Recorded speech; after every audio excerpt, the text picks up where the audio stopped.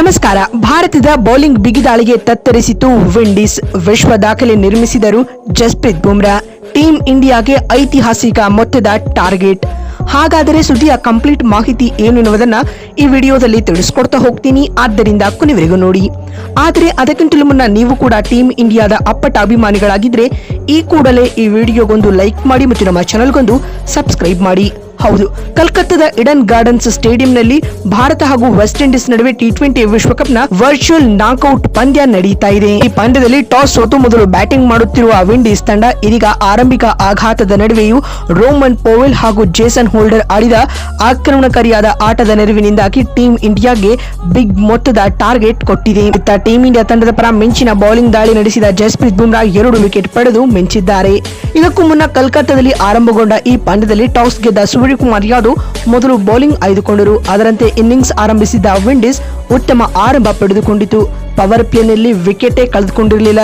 In fact ಇಲ್ಲಿ team ಇಂಡಿಯಾದ miss fielding ಕೂಡ ಇದಕ್ಕೆ ಪ್ರಮುಖ ಕಾರಣ ಅಂತ ಹೇಳ್ಬೋದು. ಬಿಕಾಸ್ ಅಭಿಷೇಕ್ ಶರ್ಮಾ ಒಂದು ಕ್ಯಾಚ್ ಅನ್ನ ಡ್ರಾಪ್ ಮಾಡ್ತಾರೆ ಹಾಗೂ ವರುಣ್ ಚಕ್ರವರ್ತಿ ಒಂದು ರನ್ಔಟ್ ಆಪರ್ಚುನಿಟಿನ ಮಿಸ್ ಮಾಡ್ತಾರೆ. ಹೀಗಾಗಿ ಪವರ್ ಪ್ಲೇನಲ್ಲಿ 45 ರನ್ ಬಾರಿಸಿ ಯಾವುದೇ ವಿಕೆಟ್ ಕಳೆದುಕೊಂಡಿರಲಿಲ್ಲ. ಈ ಹಂತದಲ್ಲಿ ಭಾರತಕ್ಕೆ ಮೊದಲ ಬ್ರೇಕ್ ಥ್ರೂ ನ ವರುಣ್ ಚಕ್ರವರ್ತಿ ತಂದುಕೊಟ್ರು. ಶಾಯ್ ಹೋಪ್ 32 ರನ್ ಬಾರಿಸಿ ವಿಕೆಟ್ ಒಪ್ಪಿಸುತ್ತಾರೆ. ಅದಾದ ಬಳಿಕ ರೋಸ್ಟನ್ ಚೇಸ್ 40 ರನ್ಗಳಿಗೆ ಜಸ್ಪ್ರೀತ್ ಬುಮ್ರಾ ಅವರ ಬೌಲಿಂಗ್ ನಲ್ಲಿ ವಿಕೆಟ್ ಒಪ್ಪಿಸಿದರು. ಇನ್ನು ಶಿಮ್ರಾನ್ ಹೆಟ್ಮೈರ್ ಅವರನ್ನ ಕೂಡ ಅದೇ ಓವರ್ ನಲ್ಲಿ ಜಸ್ಪ್ರೀತ್ ಬುಮ್ರಾ ಬಲಿ ಪಡೆಯುತ್ತಾರೆ. ಅದಾದ ಬಳಿಕ ರೂಟರ್ ಫೋರ್ಡ್ ಅವರು 14 ರನ್ ಬಾರಿಸಿ ಪಾಂಡ್ಯರವರಿಗೆ ಮೊದಲ ಬಲಿಯಾದರು. ಆದರೆ 5ನೇ ವಿಕೆಟ್ಗೆ ಜೊತೆಯಾದ ರೋಮನ್ ಪೋವೆಲ್ ಹಾಗೂ ಜೇಸನ್ ಹೋಲ್ಡರ್ ಬಿರುಸಿನ ಜೊತೆಯಾಟವನ್ನ ಕಟ್ಟಿದರು. ಇವರಿಬ್ಬರ ನಡುವೆ ಅತಿ ವೇಗದ ಅರ್ಧಶತಕದ ಜೊತೆಯಾಟವೂ ಕೂಡ ಕಂಡು ಬಂದಿತು ಸ್ನೇಹಿತರೆ.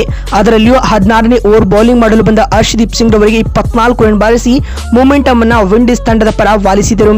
ಇವರಿಗೆ ಸಾಥ್ ನೀಡಿದ ಜೇಸನ್ ಹೋಲ್ಡರ್ ಕೂಡ ಸಮಯೋಚಿತ ಬ್ಯಾಟಿಂಗ್ ನಡೆಸಿ ಸ್ಟ್ರೈಕ್ ಅನ್ನ ಚೆನ್ನಾಗಿ ರೊಟೇಟ್ ಮಾಡಿದ್ರು ಅಂತ ಹೇಳ್ಬಹುದು. ಇದರೊಂದಿಗೆ ವೆಸ್ಟ್ ಇಂಡೀಸ್ ತಂಡ ಈಗ ನಿಗದಿತ 20 ಓವರ್ಗಳಲ್ಲಿ 4 ವಿಕೆಟ್ ಕಳೆದುಕೊಂಡು 195 ರನ್ ಕಲೆ ಹಾಕಿದೆ. ಜೇಸನ್ ಹೋಲ್ಡರ್ ಅಜೇಯ 37 ಹಾಗೂ ರೋಮನ್ ಪೋವೆಲ್ ಅಜೇಯ 34 ರನ್ ಬಾರಿಸಿ ಮಿಂಚಿದರು. ಇದರೊಂದಿಗೆ ಈಗ ಭಾರತ ಟಿ20 ವರ್ಲ್ಡ್ ಕಪ್ ಇತಿಹಾಸದಲ್ಲಿ ಹೈಯೆಸ್ಟ್ ರನ್ ಟಾರ್ಗೆಟ್ ನ ಚೇಸ್ ಮಾಡಬೇಕಾಗುತ್ತೆ.